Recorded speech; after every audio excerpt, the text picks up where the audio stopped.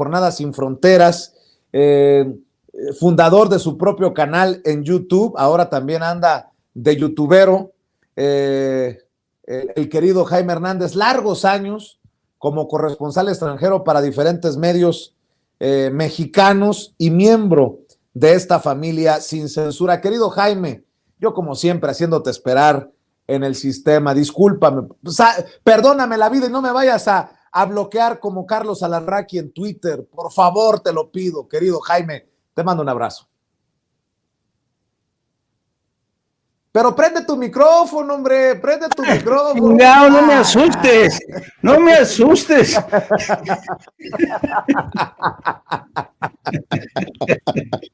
Perdón, ¿Cómo andas, Jaime?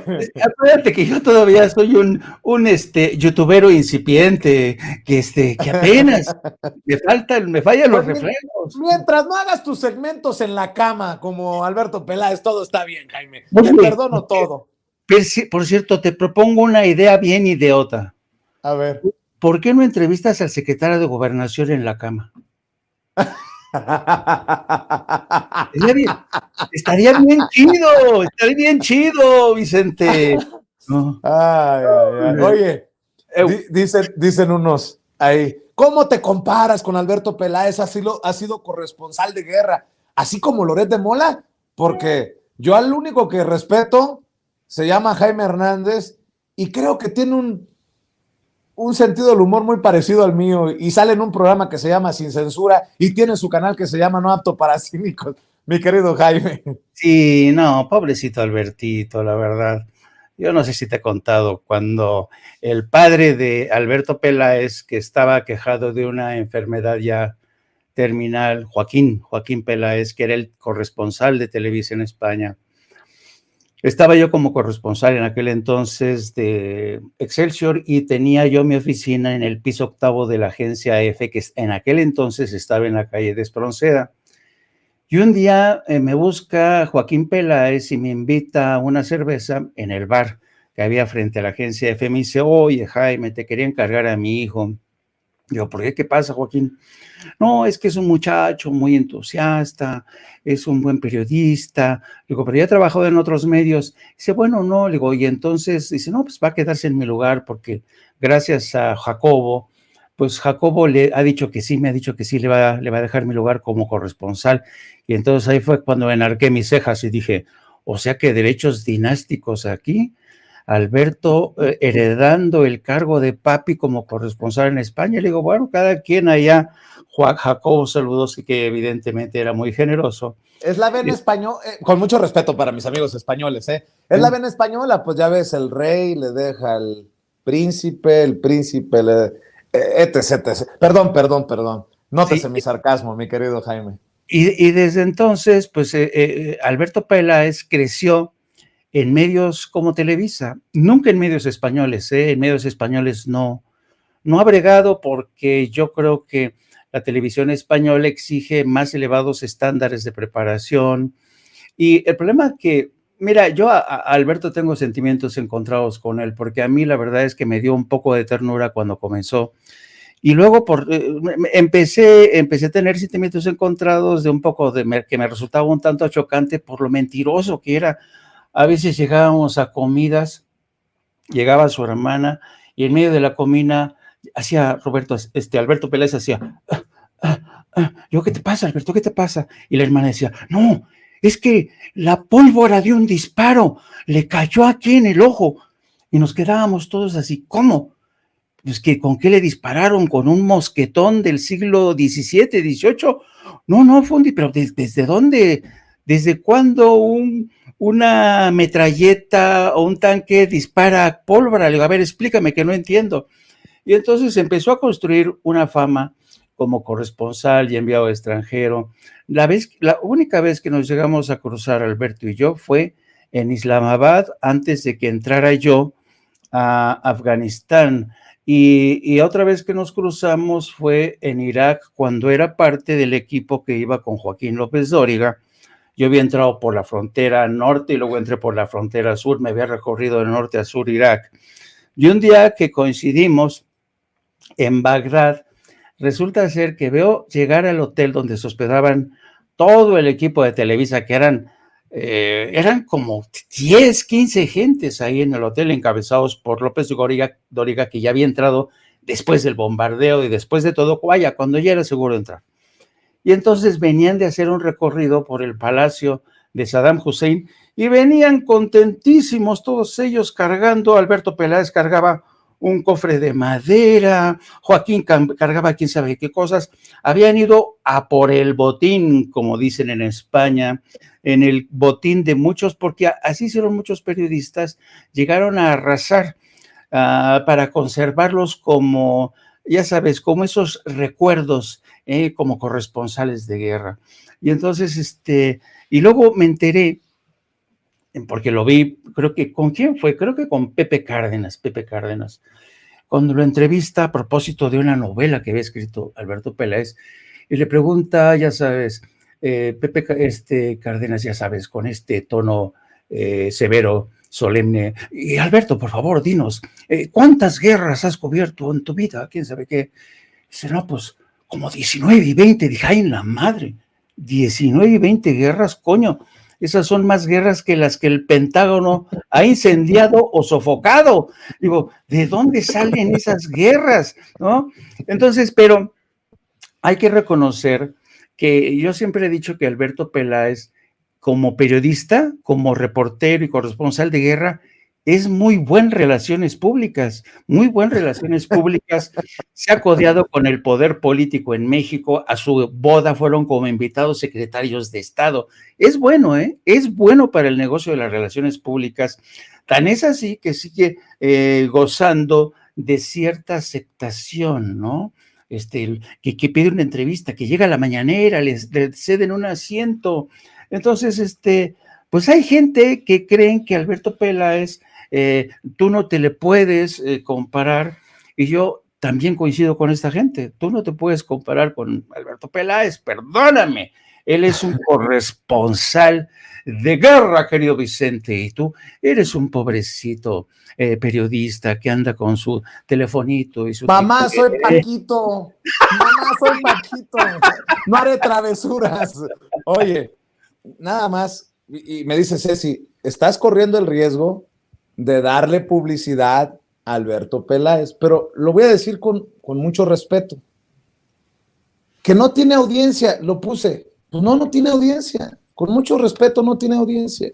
Estoy viendo sus videos y ahora entiendo por qué andan tan alebrestados, porque creo que Alberto Peláez se está prestando al juego de esos grandes medios o de esa prensa mercenaria contra el presidente Andrés Manuel López Obrador. Miren nada más. En el último mes, entrevista con Cuauhtémoc Cárdenas. Cuauhtémoc Cárdenas junto a Porfirio Muñoz Ledo presentó esto de la Nueva República. Entrevista con Lorenzo Córdoba, el presidente, el consejero presidente del INE. ¡Ah! Y me salió, brother, entrevista con Alito Moreno. Solo en el último mes. Y luego, nada más por no dejar, Chumel Torres, en la cama.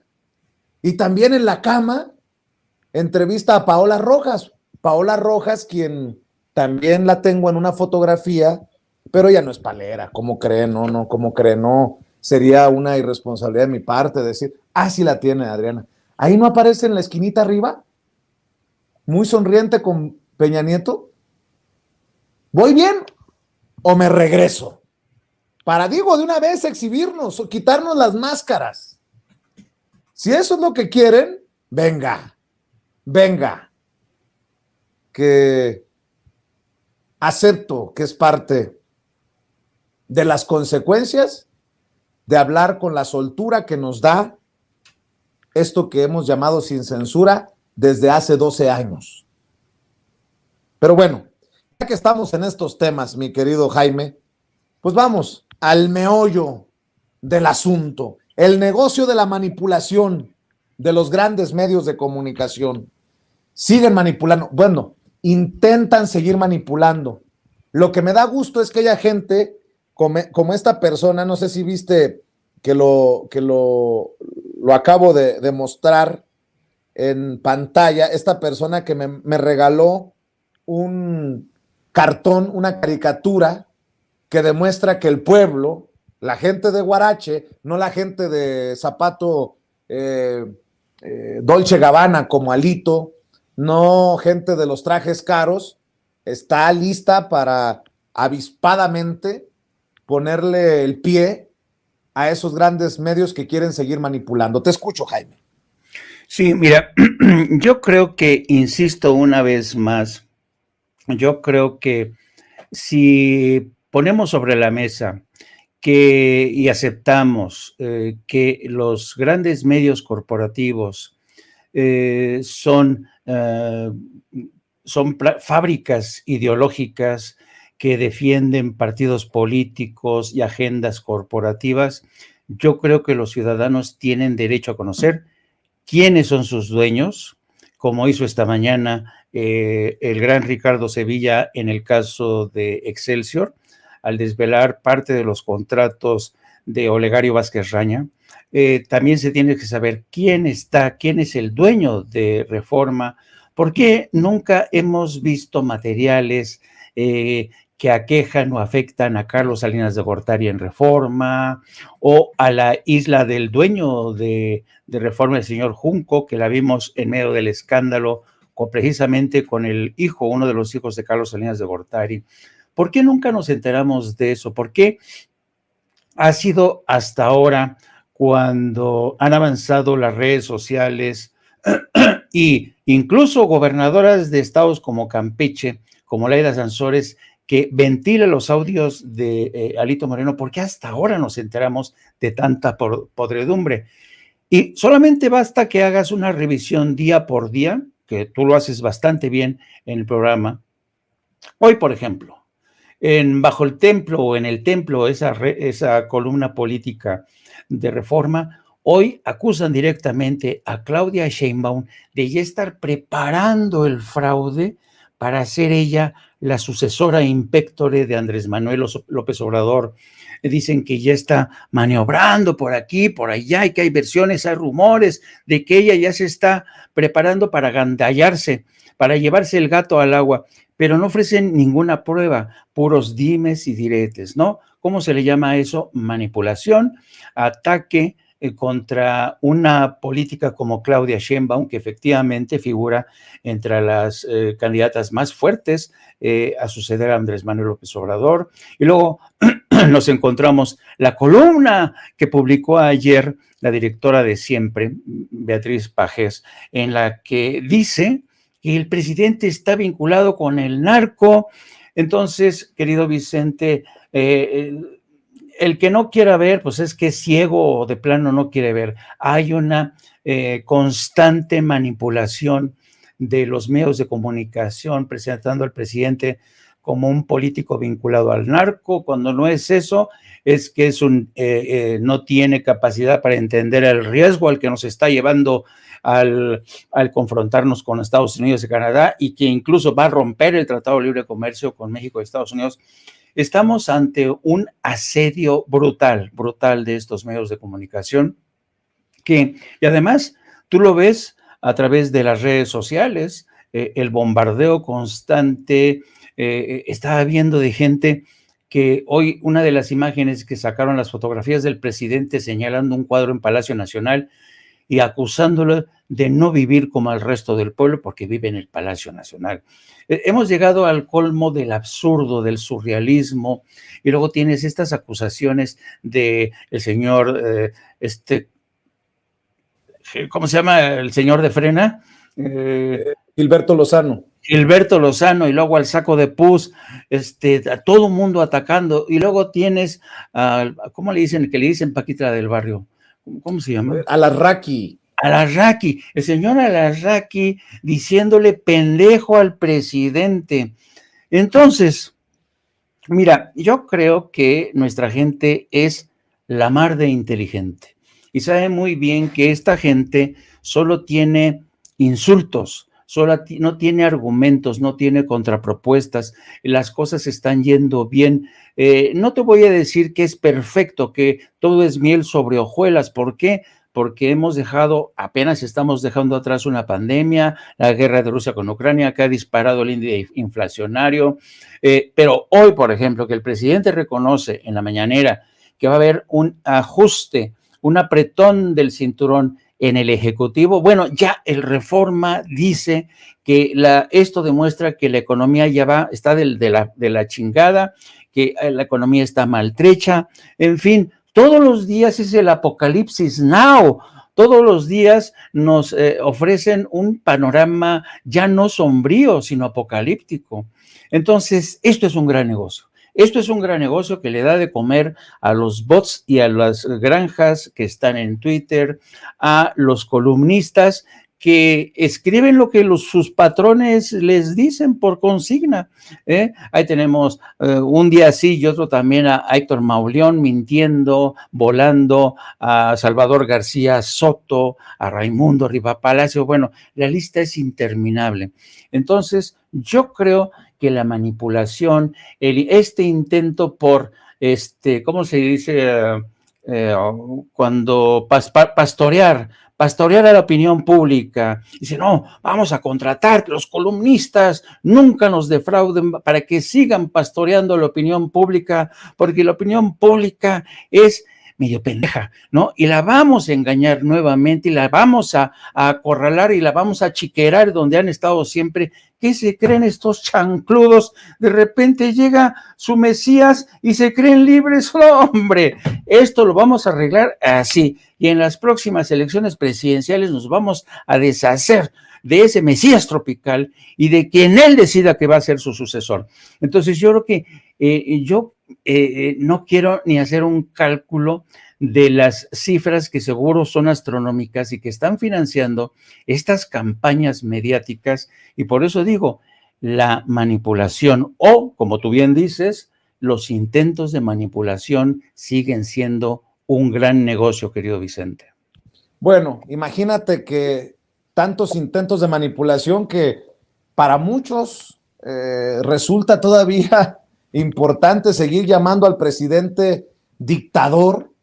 Pues qué dictador tan maleta salió el presidente Andrés Manuel López Obrador, porque resulta que el mensaje de hoy desde la mañanera para Pedro Ferriz de Con, que ha hecho llamados sediciosos, su hijo anda hablando hasta de golpe de Estado y toda la cosa, fue más amistoso el mensaje del presidente que del propio Gilberto Lozano, que ha de traer la daga clavada porque Ferriz de Con le tiró a la fregada frena. Nada más para que vean la manipulación y la realidad. Este es el presidente Andrés Manuel López Obrador refiriéndose a Pedro Ferriz de Con en la mañanera. A nuestros adversarios, darles todas las garantías.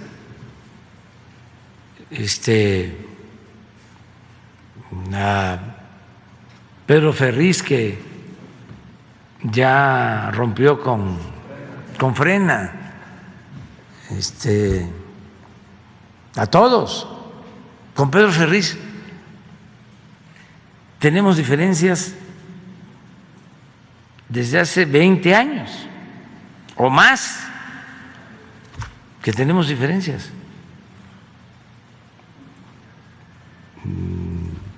A ver, desde que fui candidato a presidente de un partido en 1996, que él apoyaba a otro candidato y entonces a mí me maltrataba porque él tenía otro candidato y no era que él estaba a favor del ingeniero Eberto, del finado Eberto, extraordinario, el ingeniero Eberto Castillo, consecuente, tan bueno, que hizo provocar la ira de Díaz Ordaz. En las memorias de Díaz Ordaz, que la familia le entregó a Krause, los borradores, se habla de que Díaz Ordaz le decía al ingeniero Eberto el presidentito, porque en el autoritarismo de el presidente Díaz Ordaz le molestaba de que el ingeniero Eberto dio el grito de independencia en la ciudad universitaria, y decía el presidentito, bueno, de primera, el ingeniero Eberto, bueno, pues una personalidad, un hombre íntegro y todo, como a mí no me quería, Ferris, supuestamente él era seguidor del ingeniero Eberto, pero era en contra mía. Pero eso, les hablo, es 96. ¿Cuántos años llevo?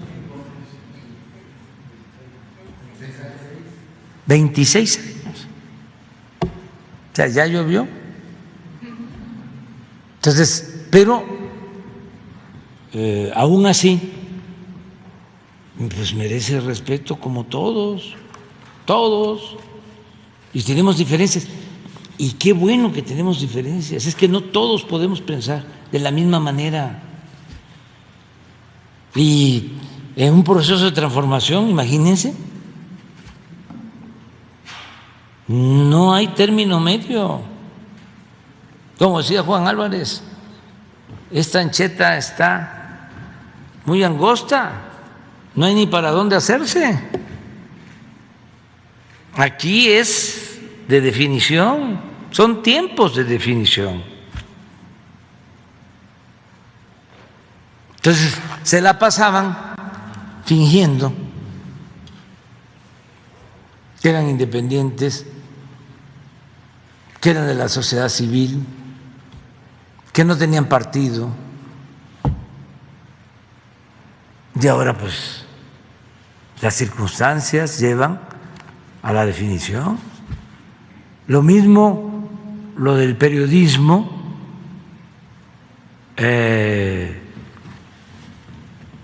vamos a decirle revolucionario o militante, aunque pueda sonar ofensivo, pues siempre ha existido. En los movimientos hay periodistas que se asumen, hablaba yo de Zarco, pues estuvo en favor del movimiento de reforma, fue diputado. Ahí están las declaraciones que, del presidente Andrés Manuel López Obrador, que creo que son como cereza al pastel del tema que nos estabas poniendo sobre la mesa. Jaime, para cerrar, tus impresiones, tus opiniones, tus comentarios, tu reflexión. Mira, yo agradezco que el presidente haya volteado hoy y haya mirado por el espejo retrovisor para recordarnos la época de Gustavo Díaz Ordaz. A todos ellos que dicen que el presidente López Obrador es un fascista, es un dictadorzuelo o un aspirante a dictador, yo quiero, como hizo hoy el presidente, efectivamente, evocar aquellos años, ¿no? Cómo se vivía y cómo era la represión. Él mencionaba y hacía mención al tema de don Eberto Castillo, el ingeniero Eberto Castillo. Y fíjate que cuando yo recuerdo, esa es la ventaja de ser viejo, querido Vicente, ¿sabes? Los recuerdos se te amontonan, se te agolpan, y cuando miras hacia atrás te das cuenta que las cosas han cambiado a mucho mejor de cómo eran antes. Fíjate que cuando yo era un estudiante de secundaria, ¿qué edad tendría yo? Tendría como 11, 12 años por ahí. Yo era muy amigo de Javier Castillo, el hijo del ingeniero Castillo, de Eberto Castillo. Y íbamos los dos a una secundaria pública porque Eberto Castillo tenía a sus hijos, a todos sus hijos en escuela pública. Y yo era compañero de de escuela de Javier. Y un día me dice Javier Castillo, sí, oye Jaime, te pido un favor, ¿me puedes dar clases de matemáticas? Es que no entendí muy bien. Digo, bueno, está bien, Javier, ahí voy, ¿no? Y entonces me paré muy temprano, me paré como eso de las 5 o 6 de la mañana y fui a la casa de Javier. Y no, hombre, tenía una casa preciosa, construida y edificada y por el arquitecto, por el ingeniero Alberto Castillo. Entonces, iba yo llegando por ahí de las 6:30, 7 de la mañana a su casa. Y en eso viene conduciendo un personaje, un Volkswagen, así a toda velocidad, frena frente a la casa de Javier, se intenta saltarse por la verja y empieza a gritarle a su esposa, abran, abran, abran. Y atrás de él venían la policía judicial, venían a por él, se lo querían llevar preso. Ese era el ambiente que se respiraba en aquel entonces. Ya cuando entré, la mujer de Eberto Castillo ya lo tranquilizaron, ya estuvo ahí. Pero entonces, fíjate, yo a mis 12, 13 años me dije, en la madre, pues ¿en qué país estoy viviendo? Esa era persecución política, esa era represión. Cuando Eberto Castillo, un hombre decente, brillante, luchaba por los derechos y era un hombre tan convencido de tomar partido. Fíjate, Eberto Castillo desde aquel entonces decía, no, es necesario tomar partido para terminar con este tipo de injusticias. Bueno, Eberto Castillo lo tuvieron en la lista negra, Vicente, durante un buen rato. Estuvieron a punto de deportarlo, de mandarlo a Cuba, estuvo preso. Entonces, para que veas, cuando miras hacia atrás y escuchas estos imbéciles decir que vivimos en una dictadura, que este presidente es un dictador, no tienen ni la más puñetera idea de lo que es vivir bajo un régimen represivo. O ya se los olvidó o se hacen pendejos. Entonces, yo creo que es necesario tener presente, y qué bueno que el presidente hizo este ejercicio de mirar hacia atrás. Ahora, como moraleja, yo no me imagino realmente a Eberto Castillo imaginando siquiera la evolución de Pedro Ferriz de Con. Si Eberto Castillo hubiera atestiguado en que él se convirtió, Pedro Ferriz de Con, que lo apoyaba, se revolcaría en la tumba, ¿no? Porque evidentemente Pedro Ferriz de Con está hoy a favor de todo lo que estaba en contra Eberto Castillo. Y esa es mi pequeña reflexión, querido amigo. Pues mi querido Jaime, te agradezco mucho esas reflexiones, esos comentarios. ¿Por qué no cerramos invitando a la gente a tus trincheras, querido maestro? Pues sí, querido Vicente, muchas gracias por siempre ofrecerme este espacio, y les pido que se sumen también al nuestro, es de No Apto para Cínicos. Son de estos pequeños brotes que han surgido y están creciendo a la sombra de ese gran tronco que es Sin Censura, la familia de Sin Censura. Así es que les pido que nos apoyen. También les pido que nos sigan a través de nuestras redes sociales, a través de mi cuenta @JaimeJourno, y también a través de la sección de La Jornada Sin Fronteras de nuestro gran periódico La Jornada. Buenas noches, querido amigo. Protegeos, cuídate. Gracias, maestro. Nos vemos mañana. Cuídate. El maestro Jaime Hernández hablando con nosotros sin censura. ¿Quiere que hagamos enojar más a esos que nos odian para